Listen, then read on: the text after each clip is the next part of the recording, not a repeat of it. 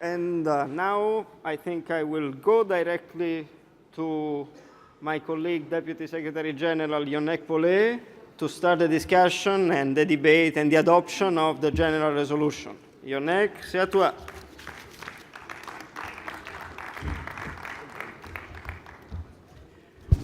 Merci Giacomo, thank you Giacomo. Hello everybody, comrades, friends, delegates. It's an important moment now. We're going to touch upon the second resolution, and it arrives at a crucial time for Europe. We will have very important challenges ahead of us. As you know, youth unemployment, inequality in Europe, climate change, rising nationalism, populism, the refugee, to share the benefit of growth. This is all the challenges that we have ahead of us. On top of that, we have very important decisions: EU Eurozone reform, the next MFF, multi-annual financial framework, also cohesion policy. All these elements mean that our values, ideas and policies are more needed today than ever. And that's why I'm very happy that we have been able together at the coordination team and the presidency, which are two statutory bodies of the PES, we had 6 meetings, more than 250 amendments discussing this resolution. And that's the result. After the discussions, there is this clear demand to have something clear, to have something ambitious, and this is the resolution that is coming out of that. So we still have several amendments to vote and to be discussed, and we will call on delegates to speak in favor and against each of these amendments. But before that, it's my pleasure to call Jean-Christophe Cambadélis as PES Vice President to make a general introduction to the debate of this resolution. So Jean-Christophe, the floor is yours.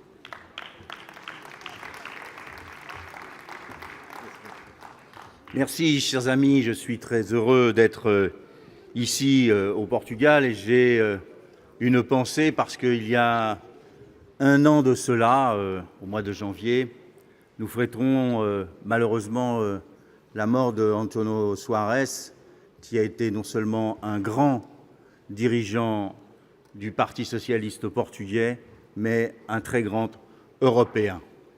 Et puis, puisque la péninsule ibérique est à la mode, je ne peux pas ne pas penser non plus que demain, nous fêterons l'anniversaire du premier gouvernement González en Espagne, juste après la chute de Franco. Et c'est un moment important quand nous savons comment nos camarades espagnols font une remontée, si on peut dire, dans la situation politique espagnole ô combien complexe. Notre résolution, mes chers amis, intervient dans un moment assez particulier de la construction européenne. L'Europe est en crise et la social-démocratie européenne n'est pas au mieux de sa forme, si je veux employer des termes diplomatiques. Dans chacun de nos pays, nous sommes confrontés à de grandes difficultés. Le débat que nous avons eu tout à l'heure sur la question des listes transnationales et des listes nationales avait bien sûr trait à la situation dans chacun de nos pays, mais aussi à la situation européenne et à la manière de retrouver la liaison la plus rapide possible avec nos concitoyens en Europe.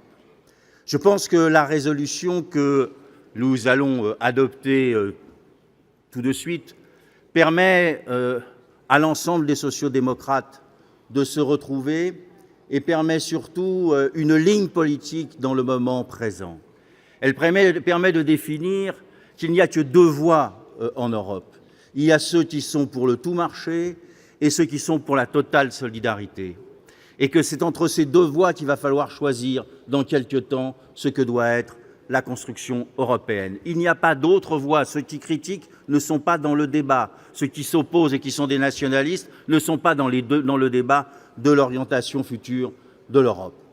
Et puis, nous sommes une famille et je crois que dans les moments que nous allons traverser, il va falloir le répéter. Il n'y a pas en Europe de personnalité qui soit capable à elle seule de réorienter ou d'approfondir la construction européenne. C'est seulement s'il y a une majorité social-démocrate au Parlement européen que nous pourrons évidemment réorienter la construction européenne, faire en sorte que nous soyons dans une nouvelle étape du point de vue de sa construction. Et enfin, dans ce moment si difficile et si complexe, il y a une tâche quasiment historique que nous avons sur les épaules.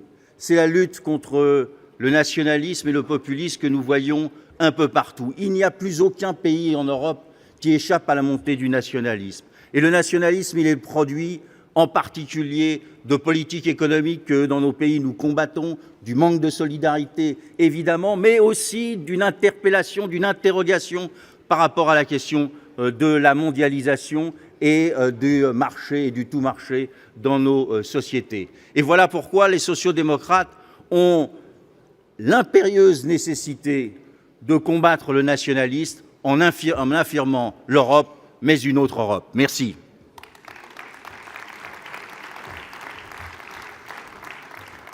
Merci Jean-Christophe. So right before the start of this council, we had a PES presidency meeting to clarify the debate on these two resolutions. And on this, I want to announce some latest information for you of the decision that has been made in the presidency.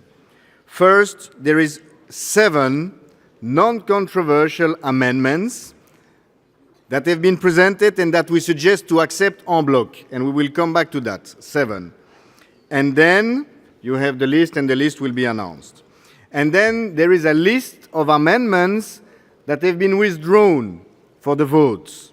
Okay, this list is amendments 1, 3, 5, 6, 8, 11, 16, and 14 that have been presented to withdrawn. So this one have been presented for most of them by SAP Sweden, and they have proposed to withdraw this amendment for the vote.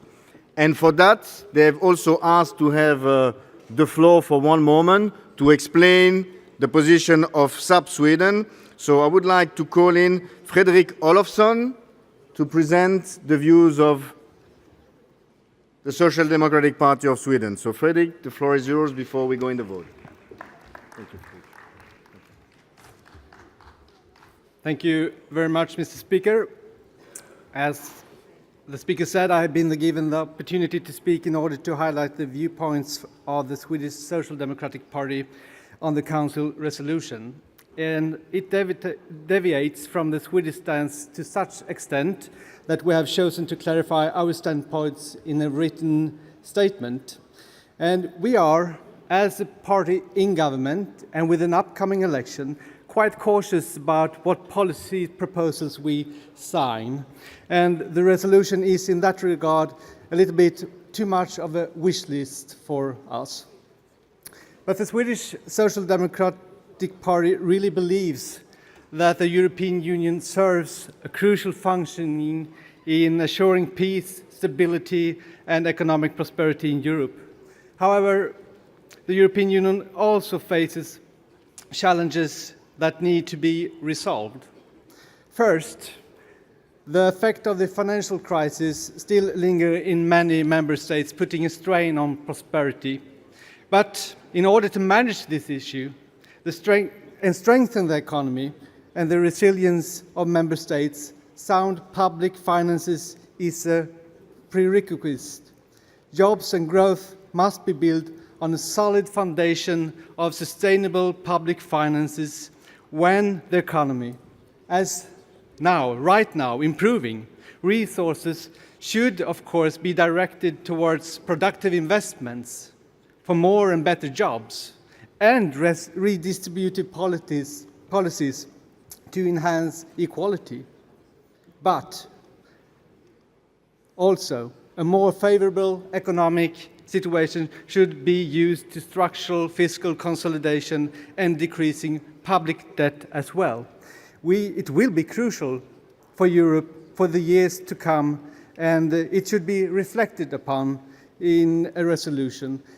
For example, we are making progress when it comes to public finances in Sweden, and we are proud of that. And we hear from our Portuguese friends, they're doing the same, and they are proud of that. Social Democrats and Socialists should be proud that we can handle the economy better than the right wings. Second, the European Union as a whole struggles to handle large migration flow, increased geopolitical tension, terrorism, climate change, and lack of democratic legitimacy. And we believe that issues concerning common cross-border challenge should be addressed by the EU institutions, and we should do even more than today. However, our firm opinion is that national matters also are better managed at the national level. And we also insist that the focus of the European Union right now should be to follow through to complete and implement the projects already decided on, rather than launching new initiatives on the institutional level. The democratic legitimacy of the European Union is at risk due to the gap between citizens and politics, between citizens and political parties and democratic institutions. That cannot be solved if the European Union intervenes further in national concerns, or us, socialists and progressives, dealing with institutional issues far from the everyday life of citizens.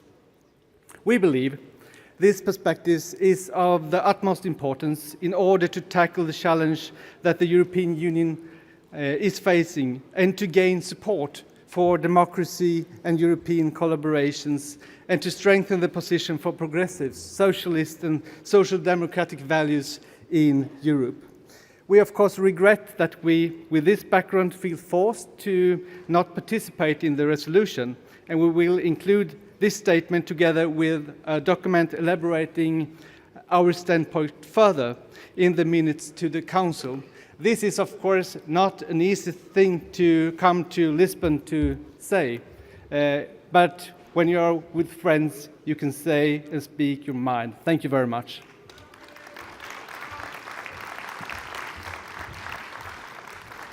Thank you very much, Frédéric. And so now I propose that we start with the votes. The first one will be on the non-controversial amendments, which are rather technical amendments or suggestions to add some elements, and I would propose to vote them en bloc. It has been presented at the PES presidency. I can read them quickly. So one would be to add: the future of the European Union will be shaped by a sequence of key decisions over the next years.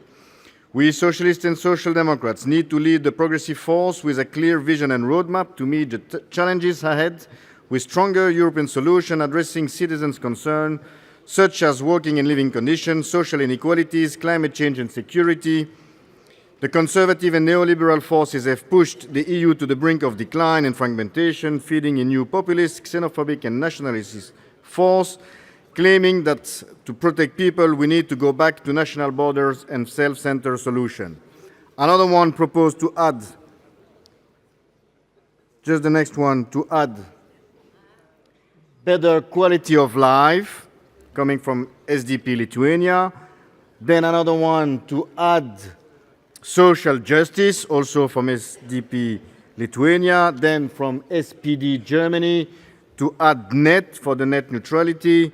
Then another one from SDP Lithuania to add public health, timely access to affordable preventive and curative healthcare of good quality. Then another one from DPS Montenegro on enlargement, saying enlargement process represent a strategic investment in peace, democracy, prosperity, security and stability in Europe, which implies that EU must continue to support the European perspectives of candidate countries and promote positive social and economic reforms in order to enhance the resilience of the region and thus ensure the security of Europe itself. And then the very last one, it's not the deletion of the whole sentence, that's a mistake, it's just to delete fully fledged.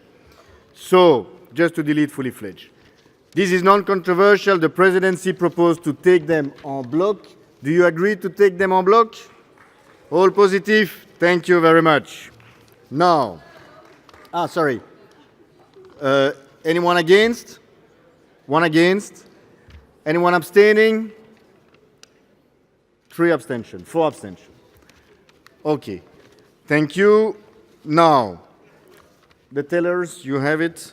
Now, we will move to the list of other amendments. The first one is this amendment number 2 from EDEC Cyprus. And I'm calling in 2 delegates to take the floor. One to speak in favor, it's Maria Vassiliadou, and one against SPE, Evelyn Regner. So, Maria, the floor is yours.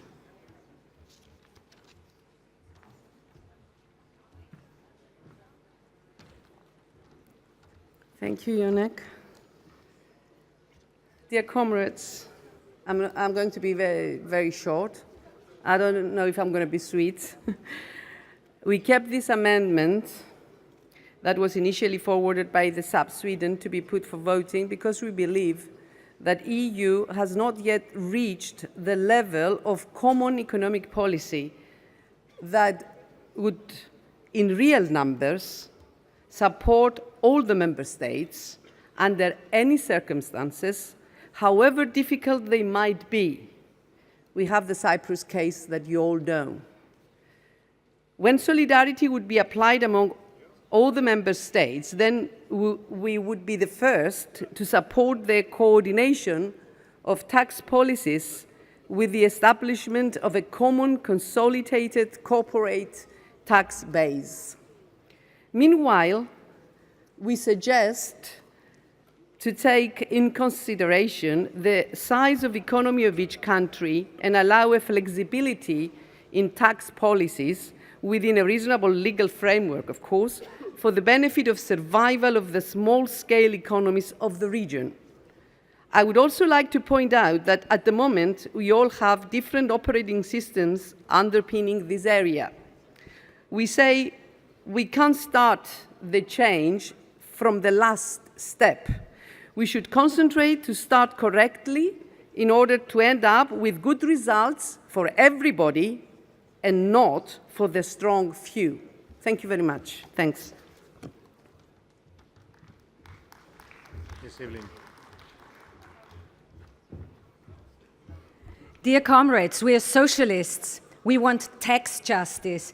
We want that taxes are paid where the profits are made. And therefore we need this CCCTB, this common consolidated corporate tax base.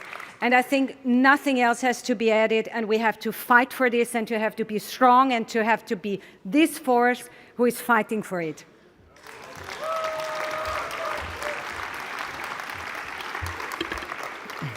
Thank you, Evelyn. Thank you, Maria. So now it's time for the vote.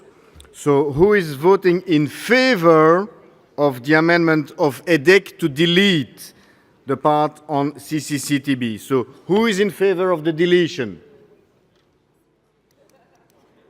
So 1.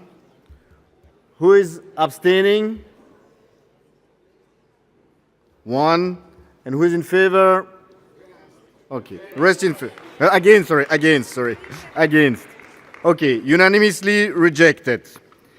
Now, the next one is amendment number 4 on the tax on digital giants. I have also 2 speakers, Paul Tang from the PVDA to speak in favor, and Pervenche Berès against. Pervenche and Paul, can I call you?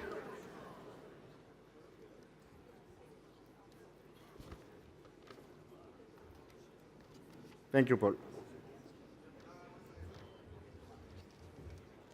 Looking something up? Yes. Okay. Dear comrades, can I say it's been a bloody shame that we see highly profitable firms making huge amounts of profits. They are very good at making profits, but they are also very good at avoiding taxes. They don't pay taxes, like Google, Facebook, Apple, Amazon. And this amounts to a lot. And that means we don't have the funds for schools, healthcare, care, and other public services. No mistake on that.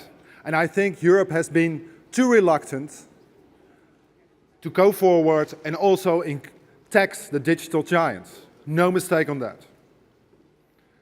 Why I have a concern with this phrase is because we need a permanent and structured solution. And Evelyn Regner said just right. What we need, and it's time that it comes to that, is a European corporate common consolidated tax base. We need a European approach to tax the digital giants and to tax the other multinationals so that everyone pays taxes, you and me, but also the large corporates. That's what we stand for. And my concern is that this short-run solution will stand in the way of the long-run solution that we need and that we have always advocated. So I'm fine with the text as it is, you could say, as long as it doesn't stop our quest, our fight for a European common consolidated tax base.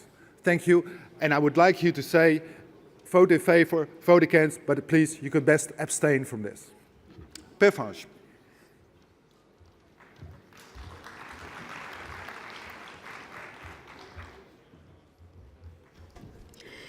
Chers amis, chers camarades, je vais vous surprendre. Je suis 100% d'accord avec Paul Tang et nous respectons pleinement la règle du jeu. La question de la fiscalité, de ce que nous appelons en France les GAFA, je ne sais pas si c'est totalement répandu partout ailleurs dans la famille socialiste, ça signifie Google, Apple, Facebook, Amazon. On adore les acronymes en Europe et en France, donc bienvenue dans la fiscalité des GAFA. La question de leur fiscalité, elle est extrêmement bien comprise par chacun de nos concitoyens. Et du coup, certains gouvernements se sont dit, tiens, on va faire un truc qui va être populaire, qui va plaire, on va dire qu'on va faire une fiscalité spéciale pour les GAFA. Mais une fois qu'ils auront mis tous leurs efforts pour fiscaliser les GAFA, ils ne feront pas l'essentiel, qui est l'impôt sur les sociétés. Alors, Paul Tang est contre la formulation actuelle. Moi, je suis pour la formulation actuelle parce que je ne veux pas qu'on supprime la formule de fiscalité des GAFA.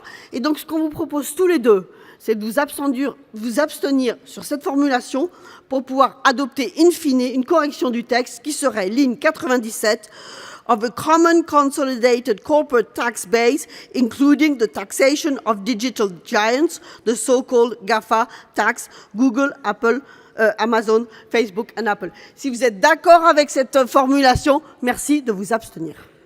Very good. Pervenche. Très bien. On va proposer tout de suite le vote là-dessus. Oui, bien sûr, bien sûr. So, what I suggest is we go directly to the vote of the proposal made by Paul and Pervenche. Paul and Pervenche, if you can read it again. Please read it. No, please read it. Okay. So, on line 97, it would read, so this is the line that was defended by Evelyn just the vote ahead.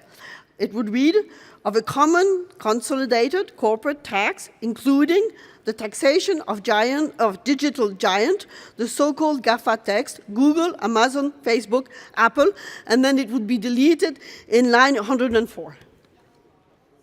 So can I call the parties and delegates in favor? Please. Yes? Okay, very good. The one abstaining? The one against? One against. Okay, adopted. Thank you very much, Paul and Pervenche. And we move to the next one. The next one will be Amendment 7. Yes, on the Eurogroup. And then I would like to call from SD Denmark, to call from the PVDA, Lena Vromans, and then from PES Belgium, Maria Rena, and from SPD, Stefan Graan, to speak on the European Finance Minister. Lena, floor is yours.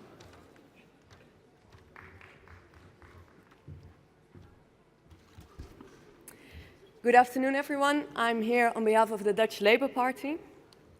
Yes, the Eurogroup should be more accountable and transparent to its people within the Eurozone and to people in non-Eurozone member states. We, however, believe that changing the structure at this moment, as proposed in the resolution, is not the solution. Democratic control and accountability of the Eurogroup is first and foremost a task of the Eurozone member states and their national parliaments. So we want to work towards a Europe of people and not to work towards a Europe of structure. And that's why we'd like to vote in favor of this amendment. Thank you.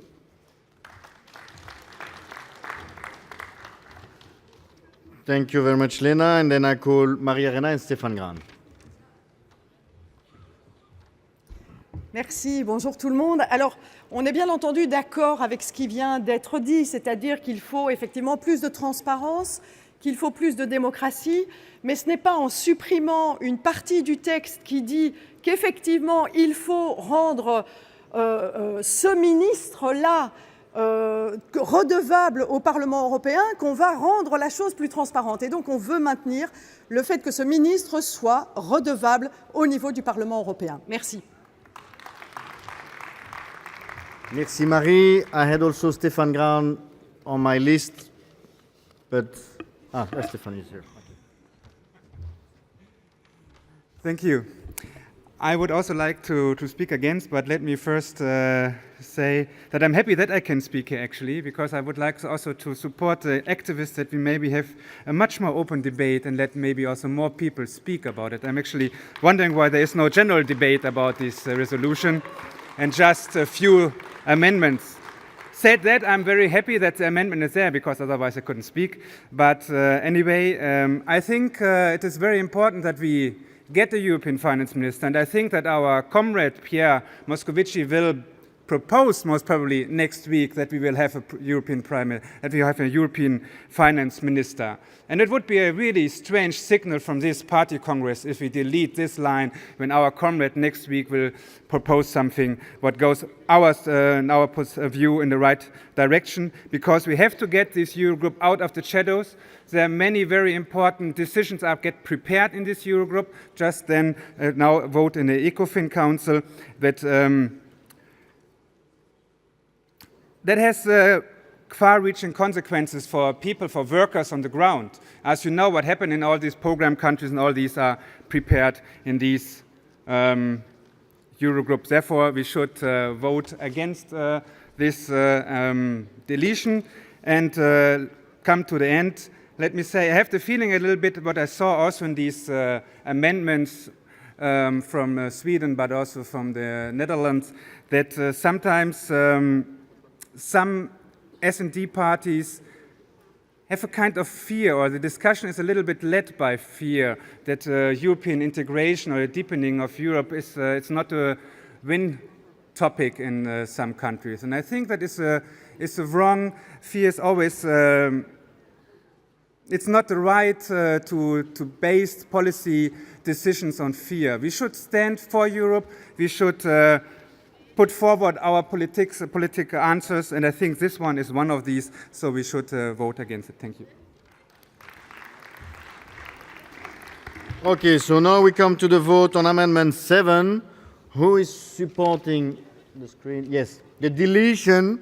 Who is in favor of the deletion? In favor of the deletion.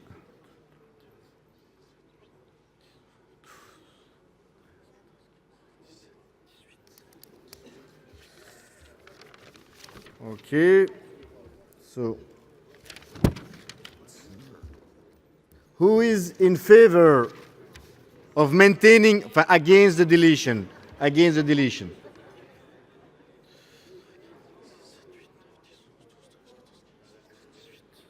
It's large majority against the deletion. Who is for abstaining? One abstention. Okay. Thank you very much. And we move then to the next one, which is amendment number 9 on the MFF. I have a request for the floor for Peter Ummelgaard from SD Denmark, proposing to change the text, and also from the Committee of Region from Olga Zrien. So if I could call Peter and Olga, please.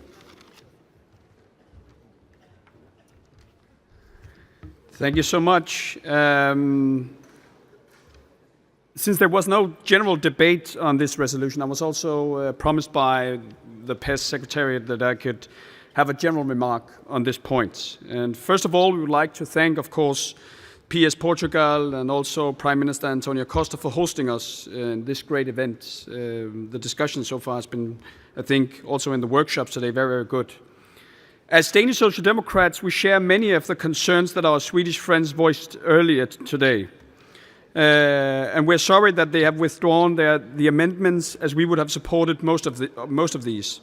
For that reason, we also have significant reservations toward the final resolution. From the beginning of this process, we have been advocating for a short and general resolution, not because we are unambitious on behalf of our political family or on behalf of the EU, but because we are a diverse political family, a European party made up of different national social democratic parties with very divergent views on very important and fundamental aspects of the European cooperation.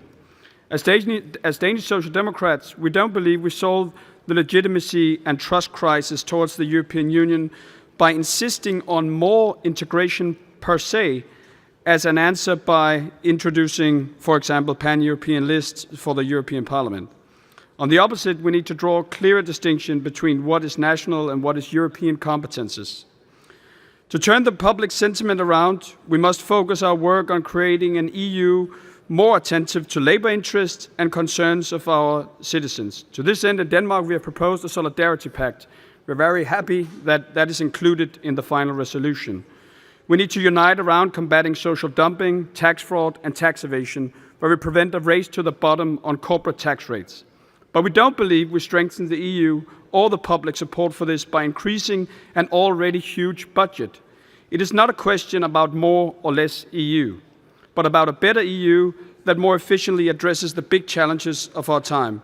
For that reason, we want a modernized EU budget with reprioritizations towards security, competitiveness, and climate change, to mention a few. Therefore, I recommend to vote in favor of our amendment replacing increased with modernized budget. Thank you. Thank you very much, Peter. And I call Olga from the Committee of Region. Bonjour à tous et à toutes, très heureuse d'être évidemment à Lisbonne. Une proposition du Comité des régions qui s'inquiète énormément de la construction de ce futur budget européen. Parce que les inquiétudes portent sur un volet extrêmement important qui est celui de la politique de cohésion qui serait extrêmement en danger, alors que, comme vous le savez, c'est le seul outil d'investissement public susceptible d'obtenir des résultats aussi importants sur nos territoires et pour nos concitoyens. Et pour la période 2007-2013, plus d'1 million d'emplois au moment où on parle de l'emploi, ce qui fait un tiers des emplois créés dans l'Union européenne. Et on ajoute un retour de 1 milliard de PIB supplémentaire d'ici 2023. Le soutien au fait qu'il faut maintenir absolument une augmentation du budget européen, c'est se garantir après 2020 au moins une politique européenne qui soit encore proche du citoyen. La période de financement actuelle doit être au moins égale à ce qui a été fait aujourd'hui. C'est la seule garantie, c'est le seul instrument et le seul outil que nous pouvons avoir, nous, en tant que responsables politiques, pour développer une véritable politique proche des citoyens, la défense de la politique de cohésion, et cela nécessite, bien sûr, un maintien au strict minimum, mais sûrement une augmentation du budget. Donc, nous voulons que cet amendement ne soit pas accepté. Merci.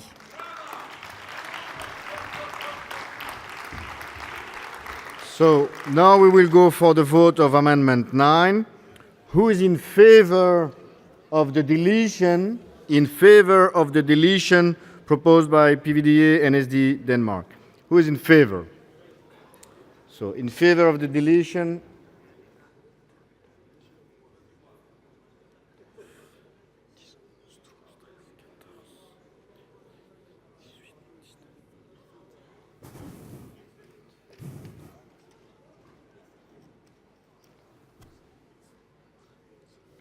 so I have 25 in favor.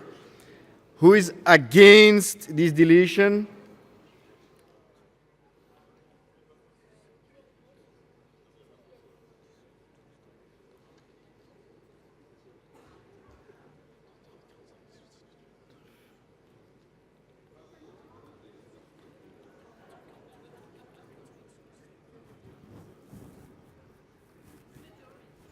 Yes, large majority, more than 70 are against.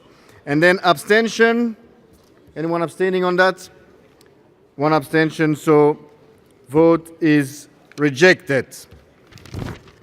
The next one will be amendment number 10. It's an amendment on own resource with a proposal of deletion, and I call again Peter Ummelgaard from SD Denmark and from SD Slovenia, Yerney Pikalo. Peter. I'll make this very short. I think I took too much time before. But just very briefly, in the Danish Social Democrats, we're very much strong proponents of introducing a financial transaction tax. We're very strong proponents of introducing a digitax and so forth. But we do sincerely believe that the revenue of these tax instruments that we could agree on EU level should be contributions to the member states, not only because we think that it's the best solution, but also because we think that is the best way to actually gain public support for taking these new instruments into task. And that's why we ask the Council to support our amendment. Thank you.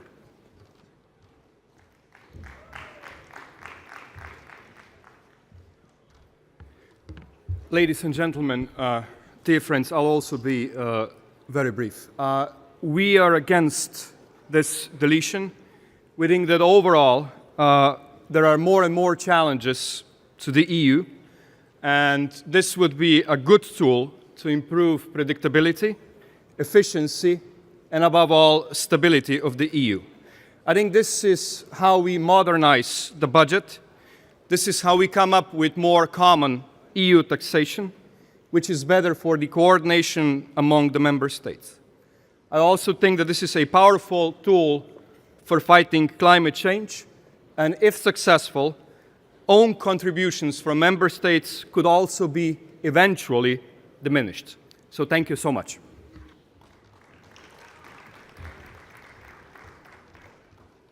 Thank you very much. So now we'll call for the vote. So who is in favor of the deletion? In favor of the deletion?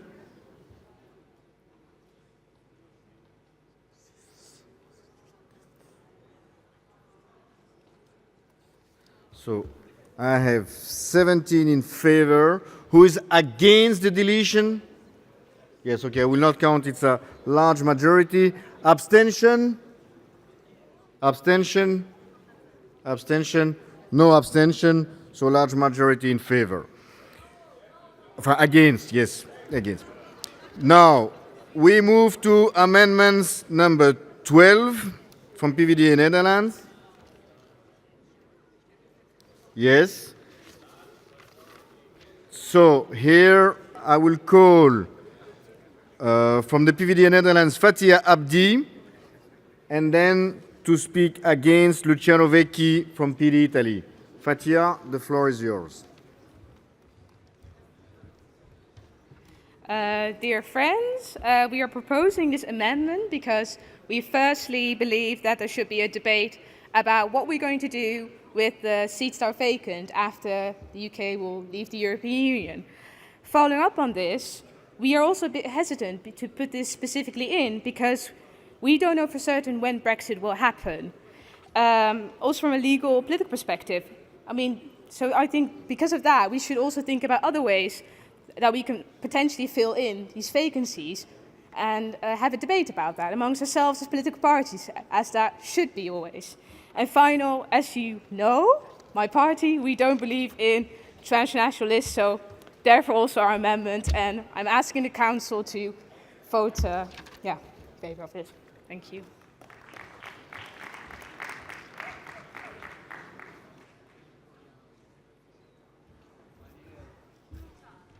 Yes, thank you. We already had a debate on this issue on the other resolution.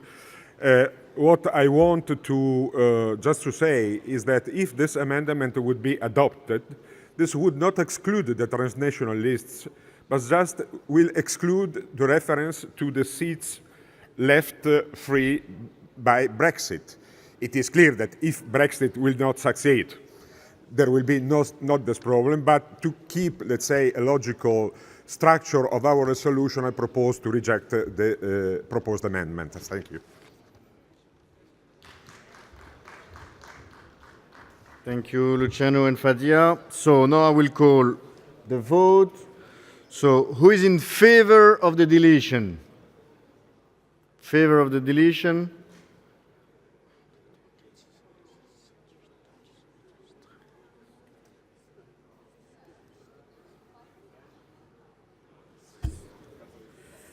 So who is against the deletion?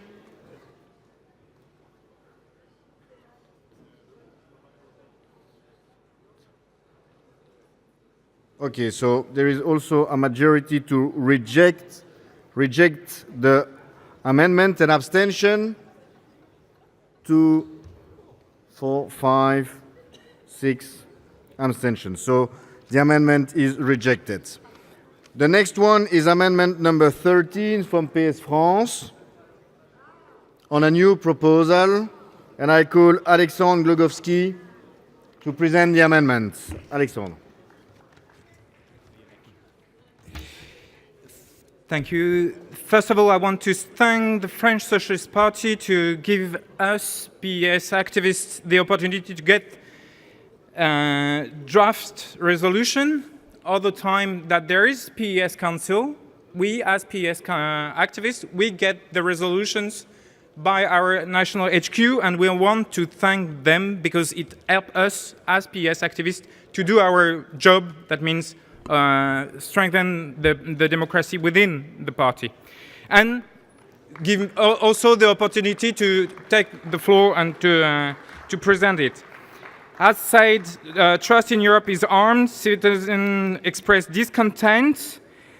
Too often, people see democracy through only national lenses, and we have to change this. As European socialists, we are deeply committed to enhance democracy wherever, everywhere it's possible, and that's why we should put, for the first time, the possibility to open all the votes of the electorate to all the elections. That means local, regional, national, and not only as right now with the rights of just European and local elections. Thank you. Thank you very much, Alexandre. So no one wanted to take the floor against this amendment, so I will proceed to the vote. Who is in favor of the amendment? In favor?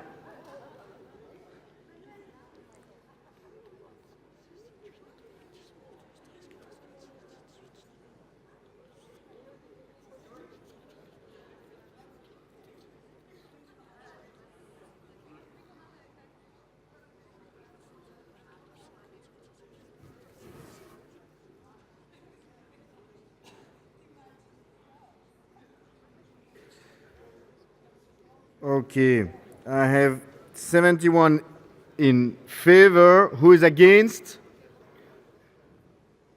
Against?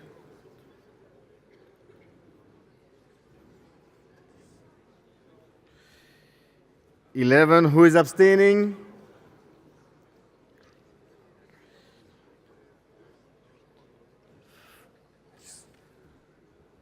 Okay.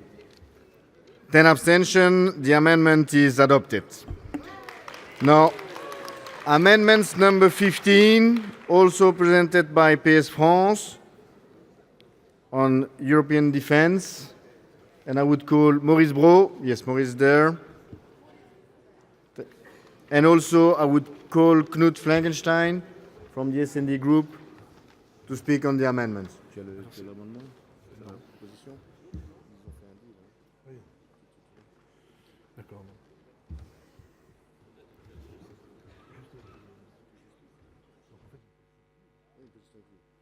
Donc en fait, contrairement peut-être à ce qui est indiqué, nous avons un point de convergence sur l'amendement. Il s'agit donc de souligner l'effort nécessaire en matière de budget de défense, mais en indiquant très précisément que cet effort ne doit pas se faire au détriment d'autres politiques et d'autres projets, notamment en matière de politique de cohésion, en matière de politique de jeunesse et bien sûr en politique d'emploi.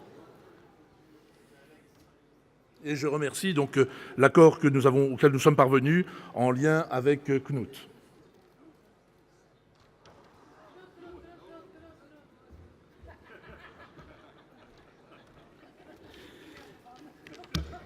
Liebe Genossinnen und Genossen, wir reden zum ersten Mal auf einem solchen Council über Verteidigungspolitik. Und über Verteidigungspolitik wird in Brüssel sehr viel geredet.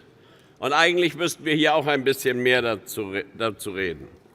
Die europäischen Sozialdemokraten haben sich immer für Frieden und Freiheit eingesetzt. Das ist ein Markenzeichen von uns. Und die Menschen, die wir vertreten wollen, mit ihren Familien, wollen in Freiheit leben. Und es sind wir Sozialdemokraten, die dafür gesorgt haben, dass Bedrohung und auch das Terror nicht dazu führt, dass wir unser Lebensgefühl und unsere Freiheit aus Angst selbst zerstören. Aber diese Menschen, wir alle, wollen auch in Sicherheit leben, und dazu gehört auch eine Verteidigungsbereitschaft. Und gute Politik ist beides mit Augenmaß zu verbinden. Und gute Politik hat in Europa einen Namen, und dieser Name ist Federica Mogherini.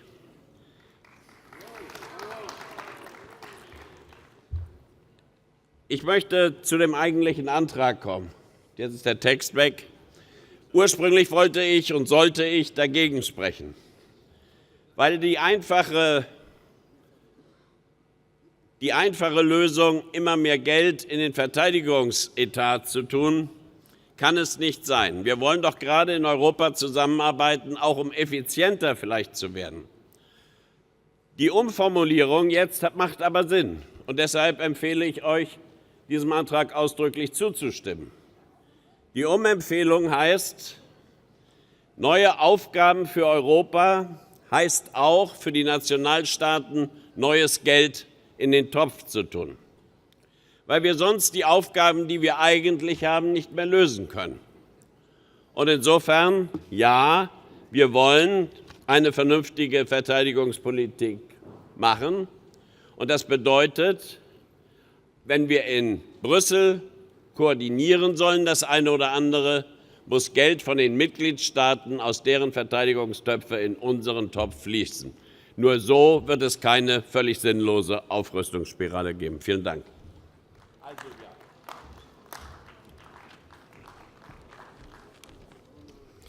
So thank you very much, Maurice and Knut, for your proposal. So the proposal that I would read is member states need to increase their financial contribution to the European defense projects, not budget, projects. It should not be at the expenses of others, such as youth budget, cohesion policy, and employment. Because the first sentence created a lot of confusion. People were not in agreement with it, were in favor of the principle, but not of the formulation. That's why we reformulate. So I read it again if you want. Member states need to increase, you can see, their financial contribution to the European defense projects, it should not be at the expenses of others, such as youth budget, cohesion policy, and employment. Okay? So who is in favor of this sentence?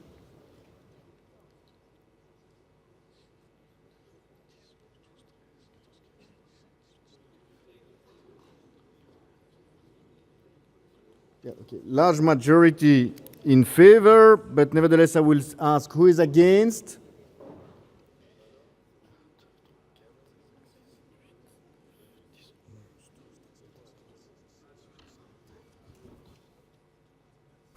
So we have 26 against, an abstention.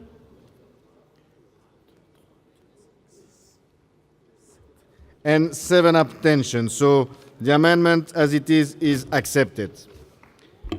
Now, moving to another amendments on the defense policy, which is an amendment carried by yes, Amendment 17. It will be presented by the President of YES, João Albuquerque. João. Dear friends, dear comrades, I believe that we can all be proud of the work that was recently developed in terms of the PESCO. But one thing is to develop and to further our cooperation in defense and security of Europe. One thing is to promote defense industry. It's two very different things, and we urge you to adopt this deletion and to eliminate the word industry and just have it in defense cooperation. Thank you. So there is no one that wanted to speak in favor of the text as it is, so I will proceed to the vote. So who is in favor of the amendment of yes, of deleting industry? Deleting industry. Okay? 1, 2.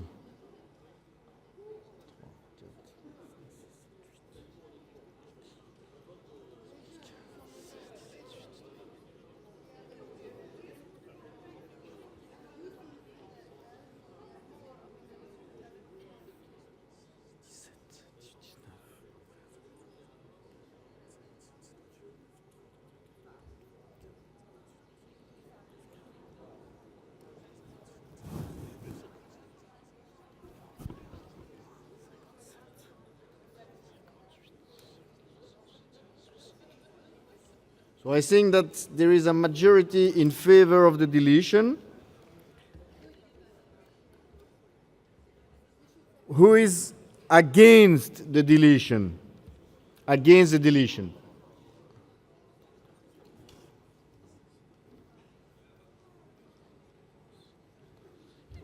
So I have 14 against. And who is for the abstention?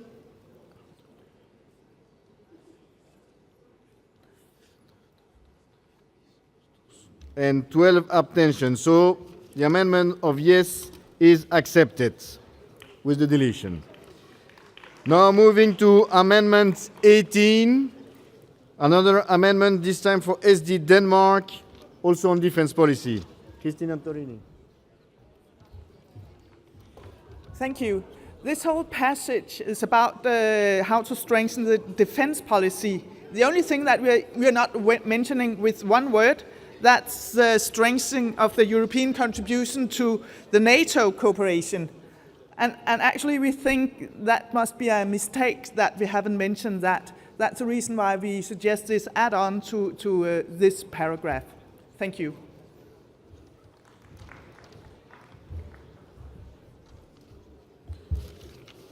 So no one else wanted to take the floor on these amendments, so I would go for the vote. Who is in favor of adding this sentence? In favor of addition?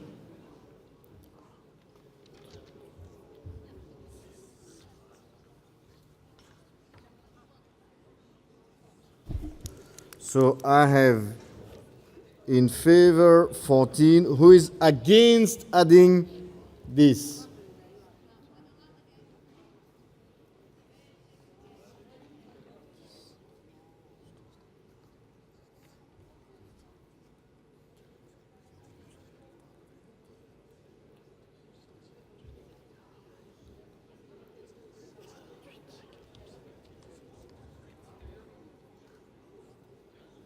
Okay, we have a large majority against, but who wants to abstain? Abstention?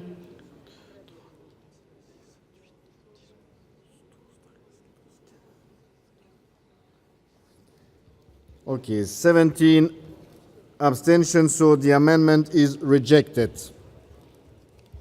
And then the very last, it's the proposal from SPD Germany on creating a new working group in the PES for renewal. And the floor is Johanna Uckermann. Johanna.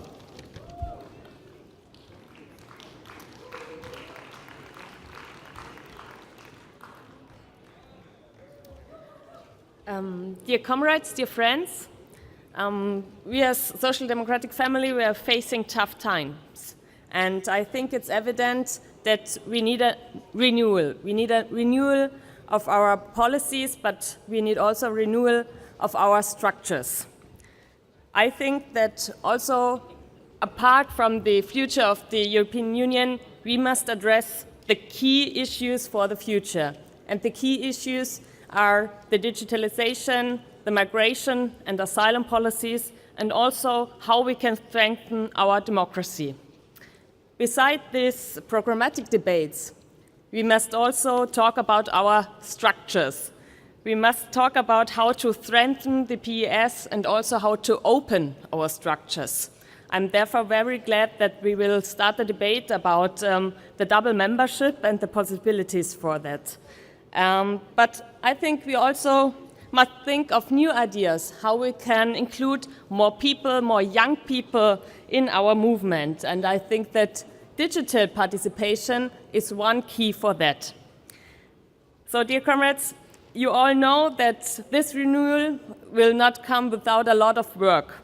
And therefore, I speak in favor of establishing a high-level working group on renewal. And I think it's very important that we have this group for structuring our debates and also to include young people, experts, and also our allies to the discussion. So please vote in favor of our amendment. Thank you very much. So I call immediately for the vote. Who is in favor? Okay. Large majority. Who is against? Who is abstaining? So a unanimous decision to have a new working group on the renewal of the PES and European democracy. Thank you very much. So now I will call for the vote on the final text, for the whole resolution. So who is in favor?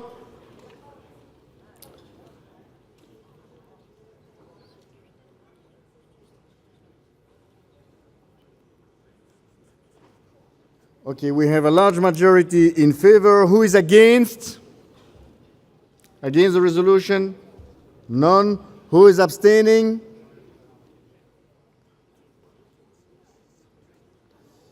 So I have